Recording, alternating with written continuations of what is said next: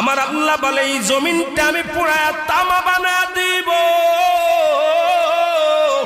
এই জমিনের মধ্যে যত পানি আছে পানিগুলো আমি আল্লাহ পুরায়া ছাই বানায়া দিব।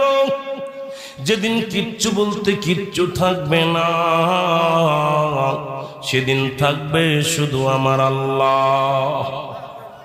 আজকে কার জন্য সুদ খাও, কার জন্য ঘুষ খাও, কার জন্য ব্যভিচার করো, কার জন্য অন্যায় করো রে মন, কার জন্য তোমরা এত বাদই করো।